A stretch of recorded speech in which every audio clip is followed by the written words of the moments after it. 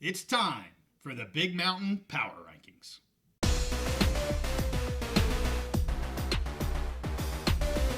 College football is back, and we're back on the Big Mountain.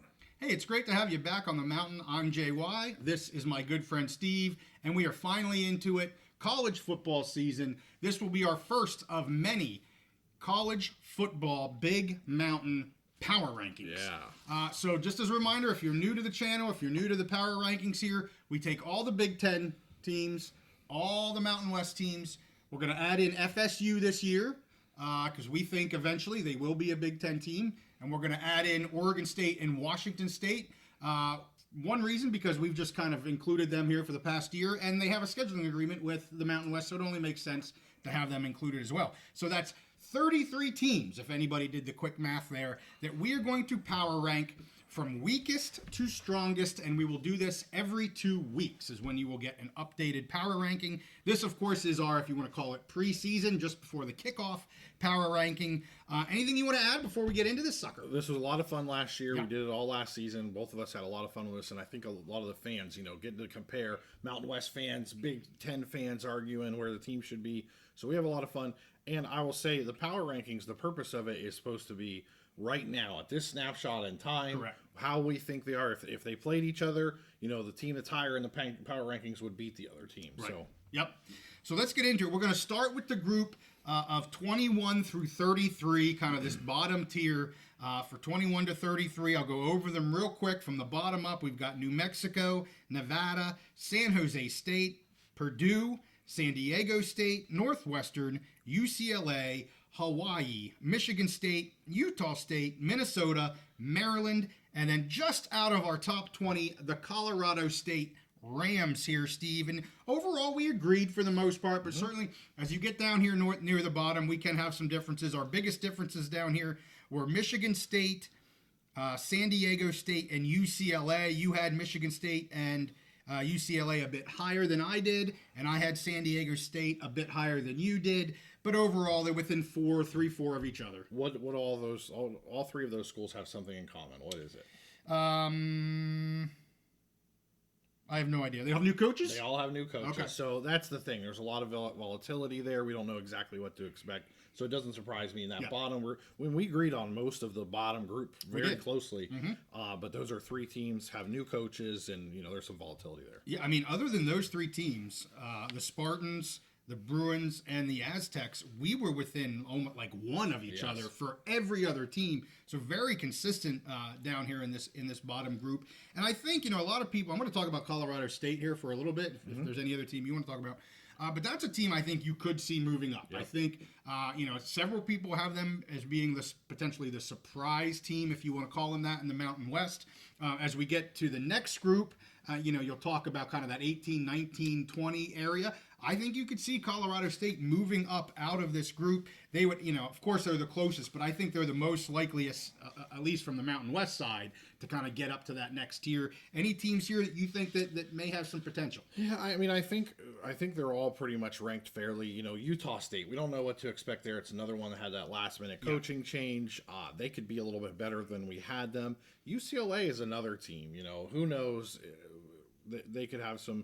And then Northwestern last year really overachieved our expectations. We both have them at 27. Yeah, we did. But if they overachieve again like last year, they could shoot right up. And Hawaii is my surprise team. I mentioned Colorado State's other people's. My surprise team is Hawaii. Yes, we have them here at 26th. But I think they could, if they have the season I think they potentially could have, I can see them getting close to 20 as well. So definitely a couple teams here that we're going to keep an eye on. You ready to get to the next group? I'm ready. Let's roll. So we got 10 through, actually it's 11. We have a tie for 10 to be fair, but it's 11 through 20. What do we got? Yeah, so 11 through 20. I mean, this is really that quintessential middle group.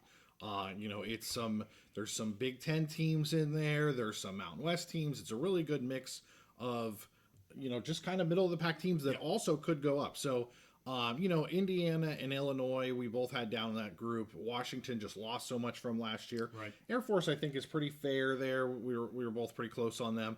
Now, UNLV and Washington State were the two of them that we were way different on. We were. UNLV, you've been really high on UNLV, and I think a lot of the Mountain West media are high on UNLV. So that might be just an area where because I'm not as plugged into the Mountain West as you are. Maybe I have a blind spot there. I had them lower, and really, I mean, they have an opportunity to really jump up. Yeah. Washington State's just hard, with their everything that happened, and they lost some talent, whatever. What it's going to look like for this year. Yeah. And then for me, the teams that really jump out, the two teams there in that group are Rutgers and Wyoming. Okay, I'm sure you'll agree on Wyoming. I think that they're going to beat expectations this year. And Rutgers, I think, will do the same. So a Mountain West team that will beat expectations. Yeah. Rutgers team that I think will beat expectations in the Big Ten, and I could see either one of those teams jumping up to the next group. Yeah, and for those two teams, maybe a little bit higher on our ranking because we are high on both of those teams than probably what you would see from a national ranking standpoint, or anybody that's they're not really a Big Ten or Mountain West fan. They probably look at this and go, you've got Rutgers at 12 and Wyoming at 13, and we go, yeah, we do, and we're comfortable with that. Not a surprise for us, but might be a surprise for some. Well, and the funny thing is both of those teams are, if I remember correctly, both of them, the Vegas has them at 6.5 wins. Yep. I think we both picked each team Yes. to go over there. I stone cold locked Rutgers. Did you do that with Wyoming? I couldn't remember. Did I ice cold lock them? I don't You're remember ice if cold I lock, ice yeah. cold locked them. That's a great question. I know Rutgers. Yes, I did. Of course I did. Rutgers Yes, was I my first big mountain ice cold lock. I of the ice year, cold so- locked Wyoming too. Okay. So yes, no, that's a very good point. Yeah. We're both over on the wins, and we both ice cold locked them on the wins. I just want to say for UNLV, that is our biggest spread in Yep. terms of where we both had a difference of 8 between the rankings there, and Washington State was the second biggest, a difference of 5 between the rankings. And I'm with you on Washington State. Really hard. I mean, I think where we have them here, really smack dab in the middle of our ranking here at 16 is fair enough until we see what in the world's going on with the team and the turnover and stuff. Still going to be a solid team. I mean, they're going to have a solid team. Can they get up into the top 10 here? I think it's going to be a real struggle for them to do that. But I'm with you. If I had to pick maybe the biggest three, or the three that I have the most confidence maybe breaking into that top 10 at some point, it'd be Rutgers, Wyoming, and for me it would be UNLV. I'm not sure if you would agree with that, but that's where I'm at.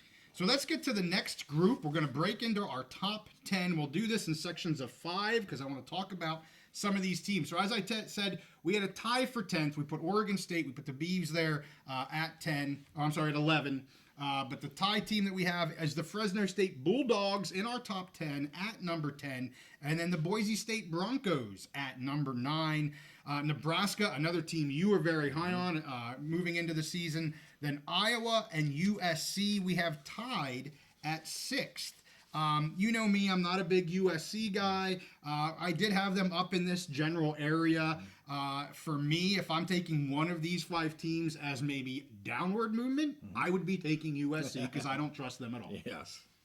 Yeah, no, I totally get it. Honestly, to me, this is the most exciting group because I could see any of these teams, if they have a really good season, they could threaten to win their conference. But also, like you said, any of these teams, if they have kind of a rough season, Boise started kind of rocky last year.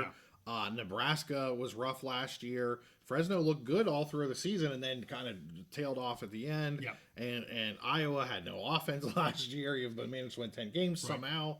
And USC, like you said, a lot of talent, but they just haven't, you couldn't trust them the last few years, the way they've dropped. I think we had them, maybe it was like 15th or something. I mean, they, by the end of our rankings, maybe down to 20, yeah. They were down. They were down, far. yeah. So to me, this group is the most exciting. They could shoot up, they could go down. Yeah.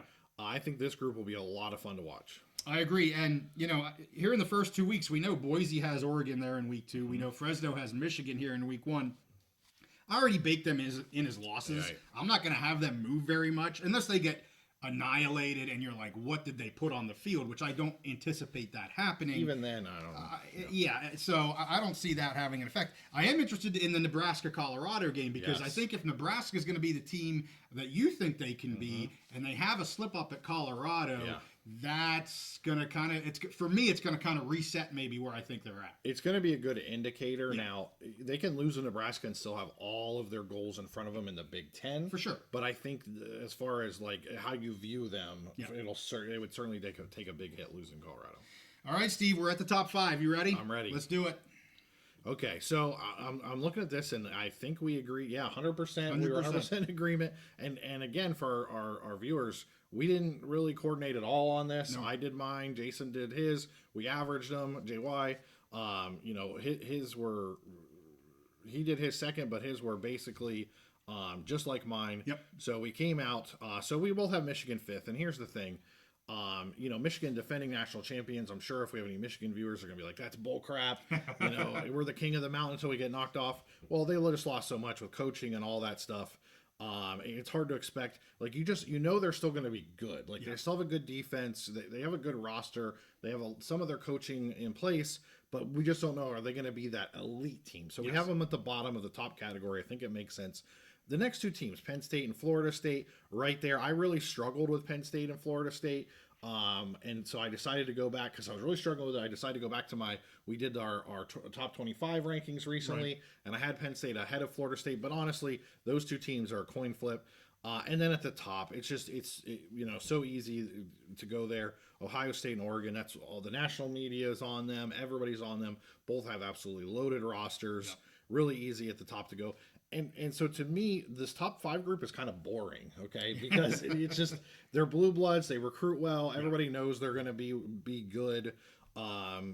It's not as much fun there as seeing what happens with that second group. Agree, and of any of them, Michigan is the one that I think we would see most likely drop out of this. But I will say, both Penn State and Florida State. Penn State's got WVU here in week 1. We'll see what kind of showing they have. I think that spread is around 10 right now, at last I checked. And Florida State, obviously they're in Dublin. They have Georgia Tech. Yep. And that's, again, the spread is around 10. I know Florida State fans, I'm seeing a lot of 20, 30, spreads that they think they're going to win by. But I will say, I think if the Penn State game, vice versa, if one game's close and one game's a blowout win for these two teams, that would help solidify for me early on in the season where these two teams actually are. I don't see either of them probably falling out of the top 5. And, we had, I think, was it 3 or 4 number ones last year? We had a whole rotation of different schools. I'm not sure. With Ohio State and Oregon being the teams that we think they are, I'm not sure we see much rotation of our number ones here. But we'll wait and see. Maybe I'm wrong. I could see because last year we had some flip-flopping. Trying to remember between Washington and Oregon, maybe we had Washington, we had Michigan, we had Ohio State. Yeah, so there was a lot. I think we may have had Oregon for maybe one week. So we had flip-flopping between 4 teams. This year, I think we could have some flip-flopping between 2 teams. Sure, right, yeah. So, like you said, a little less fun maybe when it's potentially that solidified at the top of the mountain here, but we'll see. So Penn State has, I think at the end of September, they travel to USC. So you already mentioned the West Virginia game. Penn State travels to USC. Florida State, they have an early game, I think, with Miami. A lot of people are real hyped on Miami, so we'll see how that goes. So both of them, I think, will have some tests early to see do they belong. And at some point, Florida State also plays Notre Dame. They play Clemson, obviously. So there'll definitely be some tests. But I agree with you. Those two teams, I think we'll probably just see hang around there. Right. I think we both had them picked to be, win 9 to 10 games. Michigan is the one in this group that they could drop like a rock, or they've beaten Ohio State the last 3 years in a row. Right. At the end of the season, they could be back to being number 1 again, defending national champion. We'll see. Or I wouldn't be surprised if they were number 1. I wouldn't be surprised if they dropped out of the top 10. Right. They're the one in that group that I think has the most volatility. I completely agree with you. So, hey, we're going to throw all the slides back up again from 33 all the way back up to 1 to remind you where we're at here on our preseason Big Mountain Power Rankings.